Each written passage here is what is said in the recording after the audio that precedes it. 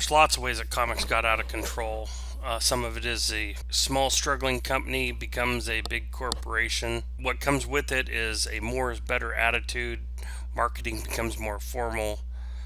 We have to do more things with the licenses, and it kind of gives up its identity as a product as it matures. I'd like to talk a little bit about why this is a bad idea. So let's get started. Let's go.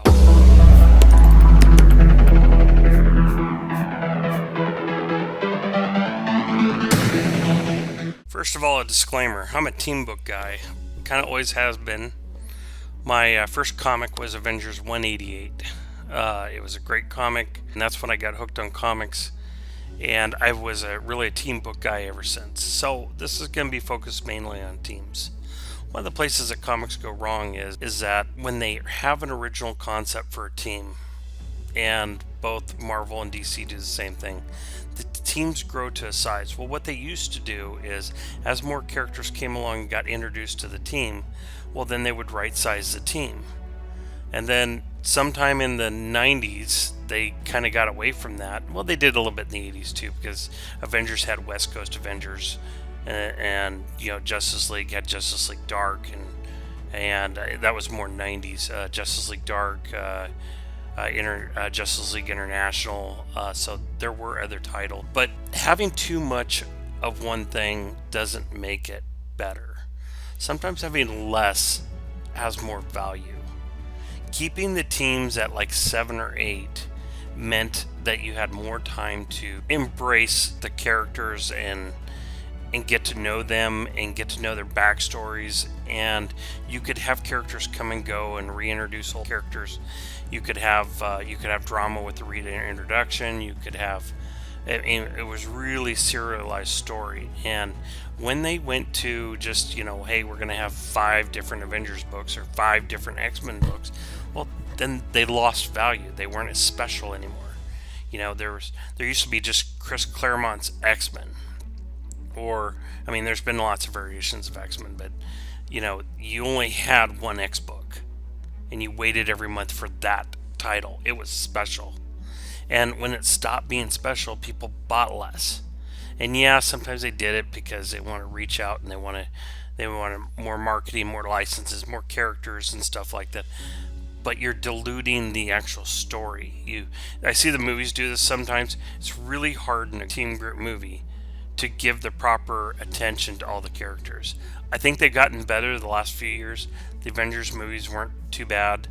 Guardians of the Galaxy wasn't too bad. But a lot of times what they do is whoever has the biggest paycheck gets most of the time, and we just focus really on one character, and then we have some other characters around it. So, team books. We're going to talk about team books real quick. I'm going to highlight some teams. I'm going to share with you kind of what I think. But really, I think 7 to 8 is about the right number. And bringing characters in and out. Not everybody can be an Avenger. The whole Marvel hero pantheon or universe of heroes cannot be Avengers. It was stupid to have Wolverine on 5 different teams. It was stupid to have 4 or 5 different Justice League titles. About the only big team that I ever saw really work was probably Legion of Superheroes. And what they did was they had a big team, but they had little stories that contained a small group of people, and they went out and did a mission, and then they came back, and then there might be a global story around, like a backstory going on around while that story was happening. That would happen over a period of time, kind of a longer forming arc or something like that. But they were the only ones I ever saw do it right. Justice Society, big JSA fan. They totally went off the rails a few years ago. I love the JSA, but they were introducing new characters every month. They couldn't give any real time to any of the characters, and the team just got so big that it became hard to follow. So let's go ahead and get started, and let's start with the Avengers. The Avengers started with 5 members: Iron Man, Hulk, Thor, Ant-Man, and the Wasp. And they, after a few short issues, they picked up Captain America when they found him frozen a block of ice. They changed rosters a lot. It seemed like every few years they changed rosters as the teams would blow up to a size that became a little bit unmanageable, and so the team leader would do something called the Old Order Chalith, and they would right size their team and then make people auxiliary members and stuff like that. Sometimes people would leave for some reason or another, and they'd call people up from the ranks and to be a primary member again. But the Avengers really did it right. Justice League did that a couple of times, but usually they only do it when they're rebooting the title. But most teams stay right about on 7 or 8. Another team was Infinity Incorporated. These were most of them were the children of the Justice Society. I actually liked the book. I know some people make fun of it, but I enjoyed it. Another team was the All-Star Squadron. It was a World War II kind of comic, and after the JSA disbanded, the All-Star Squadron picked up, and another one was the Invaders, another World War II team that I really enjoyed. Their membership changed a couple times, but they always kept it between 5 and 7. Then there's the Teen Titans. Teen Titans had changing membership. I think they kind of grew between 6 to 9, but they always kept it fairly contained.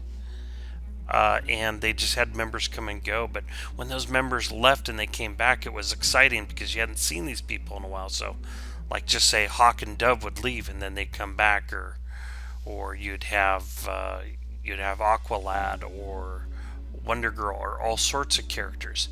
But it made it more special. Scarcity is a good thing. Another team was the Thunderbolts. I really liked this team. I thought they were a lot of fun.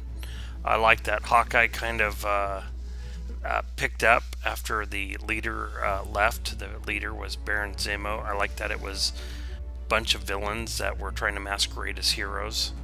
It was a very unique story, and it was a good group. It was kind of a redemption kind of thing. They slowly started to see the value of being heroes, and I think some of those stayed heroes. Lastly, there's the X-Men. The X-Men changed several times. They've stopped and started. They're starting again. Several points there was too many X books. I think it was a thing in the 90s. 90s just wanted to do more of everything that worked so they could sell more. And more is not better. Can't stress that enough. You gotta have scarcity. You need members to come and go. You need them to get kicked out for some reason and then brought back. You need them to be lost and thought dead, and then they're discovered, or maybe they're brainwashed and there's a redemption arc. There are all sorts of cool, interesting stories that you can do with team books. But when you have every member of your universe on the same team, it's not exciting anymore. All you're doing is selling more books so you can get more money. And what you should probably do is just have closer knit teams and create new teams, like they created Teen Titans back in the day, like they created All-Star Squadron back in the day, like they created the Invaders or the All-Winners Squad, or derivatives of different teams that became their own team, and they became exciting in their own right. Anyway, team books. Look at team books. Team books are a lot of fun. If you're looking at anything to go back and enjoy all these titles, the old stuff, the mid-90s stuff is worth a read. So go out and check it out. They're all great books. Thank you. Like and subscribe. Share this around. I'm basically having fun. Doing these videos is helping me get more comfortable being on the air, perfecting how to use the software, and hopefully bring more to you. But if you can send me a quick email or a message or something and let me know what you would like to see.